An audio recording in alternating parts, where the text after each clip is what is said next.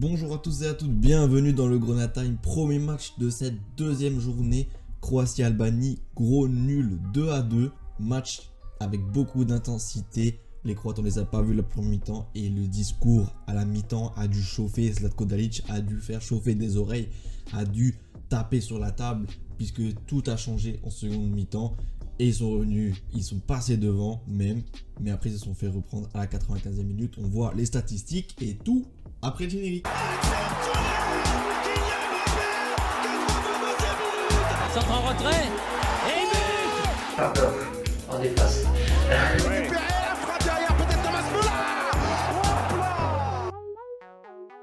Nous étions à Hambourg cette fois-ci. Pour les statistiques, la Croatie a toujours la possession, mais une possession qui était stérile en première mi-temps.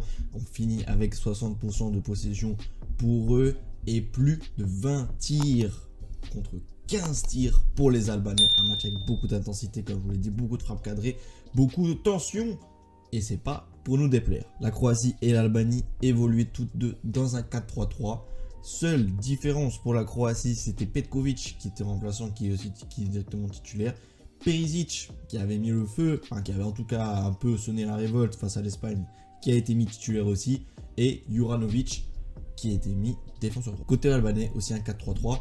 Et pour moi, les noms qu'on a retenus cette fois-ci sur ce match, c'est Hassani, Gjula et Bayrami. Jusqu'à la 11e minute, domination totale des Croates qui étouffaient, mais stérilement, les Albanais qui à la 11e minute ont réagi et ont inscrit le premier but. Sur un centre d'Hassani, justement, au niveau de la ligne des 6 mètres, Lassi, ancien Ajaxien apparemment, arrive à couper premier poteau et à surprendre Livajkovic 1-0. Et là, pas de réaction croate et même les Albanais repartent de plus belle puisqu'à la 31e minute, on a une super contre-attaque 3 contre 4 qui est conclue. Ça, c'est encore la clé que je vous avais dit.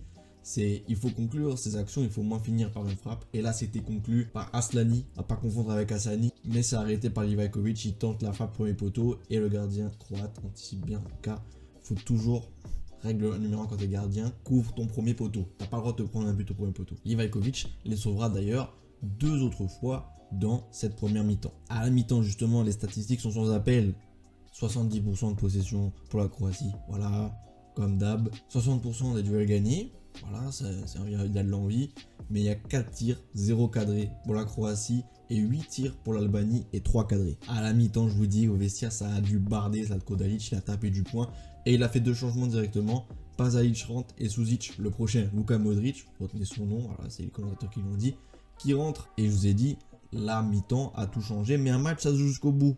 Mais la mi-temps a tout changé puisqu'il y a eu 5 frappes cadrées à la fin du match alors qu'on en avait 0 à la mi-temps. Bien aidé par la rentrée de Budimir à la 69e qui remplace Petkovic qui n'a pas été bon, franchement c'est pas son tournoi pour lui malheureusement. Et ce Budimir combatif reçoit une passe de Gvardiol pour centrer en retrait vers Kramaric qui arrive à tromper le gardien. 1-1 à ce moment-là. On a aussi Pasalic qui a fait une super bonne rentrée avec des têtes cadrées, de l'envie. Et comme ce bon vieux Baffé nous l'a dit et comme il faut le dire, si on marque un but, il faut tout de suite réattaquer, il faut tout de suite remettre la pression.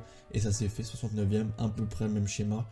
Passe de Gvardiol, Budimir centré en retrait. Frappe de Susic qui est contrée, enfin qui est arrêtée par le gardien, qui revient sur Gjazula et qui marque contre son camp malheureusement. 76e minute. À la fin du match, il y a eu un temps faible encore, il y a eu des occasions pour les Croates qui ne les ont pas mises au fond. Strakoša a été bon.